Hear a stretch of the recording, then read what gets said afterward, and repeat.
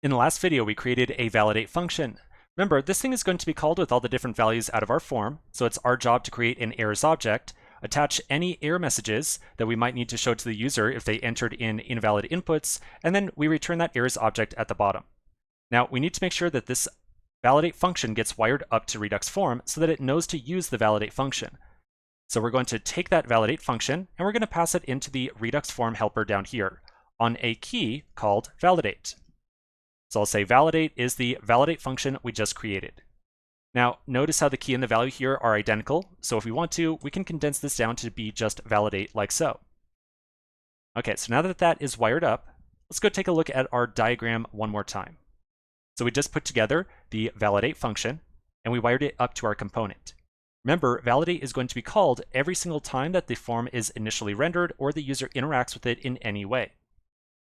So now our validate function is going to be getting called a whole bunch. If we return an object from that validate function, then Redux form is going to automatically re-render our component. To actually get these error messages to appear on the screen, Redux form is going to take a look at every field component that gets rendered. It's going to look at each field's name property. So remember, every field we put right here has a name property.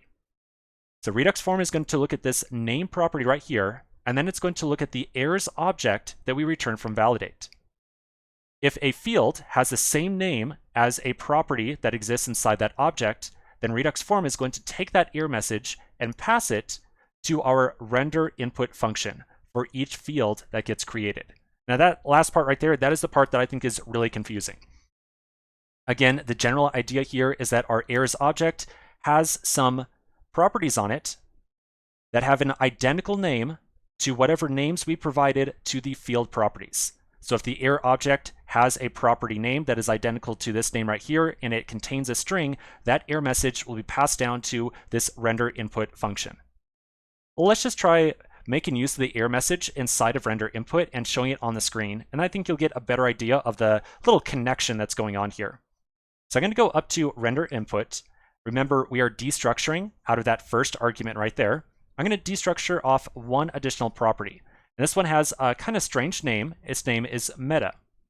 So I'm going to take that meta property and I'm going to console log it out anytime that render input is called. So I'm going to save this now, and then we'll flip back over to our application. Okay, I see two console logs right here. The reason we see two is because we are calling render input twice, once for each field component that gets created. So the console log that we see right here is the meta property. So we can now expand these, and you'll notice that each one, here's the second one, has a error property attached to it. And the error is the error message that we returned from validate. So there's the error message for description, and here's the error message for title. So now we can take these meta.error properties and attempt to show them on the screen underneath each text input.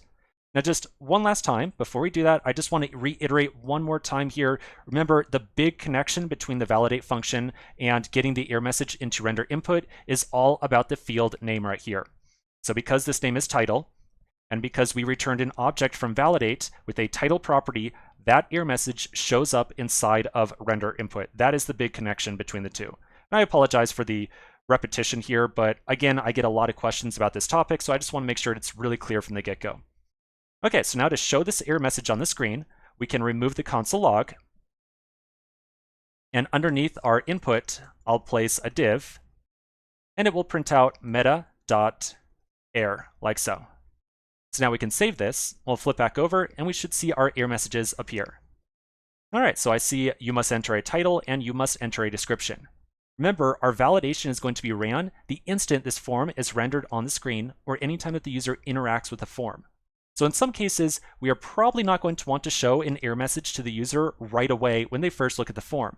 Usually, we only want to show an error message after they try to submit the form and there's something wrong with it. We'll figure out how we do that in just a little bit, but for right now, we're just going to try to make sure that the form error message shows up correctly. Okay, so I see you must enter a title here, but as soon as I enter some text in, that error message goes away.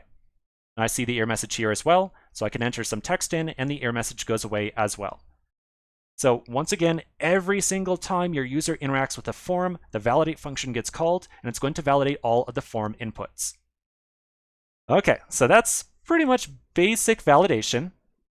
Now we'll take a quick pause right here. When we come back to the next section, we're going to first make sure that we only show these error messages to the user after they attempt to submit the form. So again, if I just refresh the page and we are essentially telling the user they're doing something wrong right away, that's not really helpful for a user. So we only want to show an error message after the user attempts to submit the form. So quick pause, and we'll start to take care of that in the next video.